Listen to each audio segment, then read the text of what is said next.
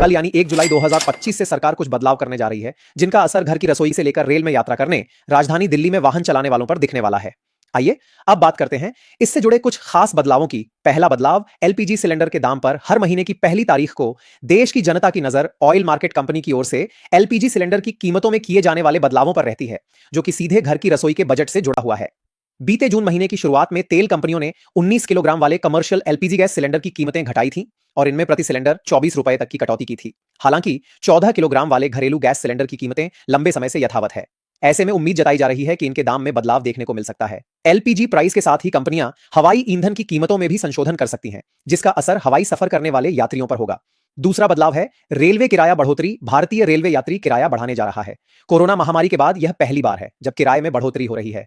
Non AC sleeper एवं सामान्य श्रेणी पर 1 पैसा पर किलोमीटर, एसी कोच पर 2 पैसे पर किलोमीटर, 500 किलोमीटर तक की सेकंड क्लास यात्रा पर कोई बढ़ोतरी नहीं।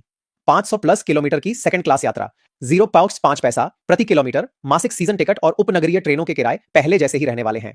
इस फैसले को आम जनता की जेब पर पड़ने वाले सबसे बड़े फैसले के रूप में देखा जा रहा है, और वो इसलिए क्योंकि भारतीय रेल रोजाना करीब 2.40 करोड़ यात्रियों को वाहन कर उनके गंतव्य स्थान तक पहुंचाती है। तत्काल टिकट बुकिंग पर सख्ती।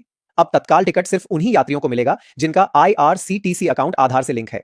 जुलाई से ओटीपी आधारित प्रमाणीकरण जरूरी होगा, जो आधार से जुड़े मोबाइल नंबर पर आएगा। रेलवे एजेंट तत्काल बुकिंग शुरू होने के पहले 30 मिनट तक टिकट नहीं बुक कर पाएंगे।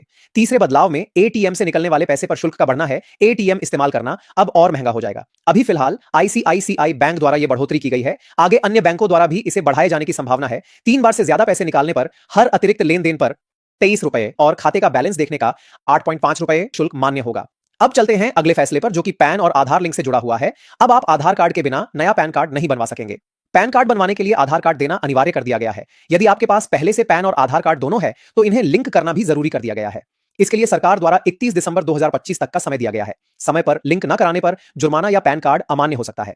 यदि आप क्रेडिट कार्ड का प्रयोग करते हैं तो अगला फैसला आपसे संबंधित है। आरबीआई ने क्रेडिट कार्ड बिल भुगतान के नियमों में बदलाव किया है और नए नियमों के अनुसार अब सभी क्रेडिट कार्ड बिल का भुगतान भारत बिल पेमेंट सिस्टम के जरिए किया जा सकेगा।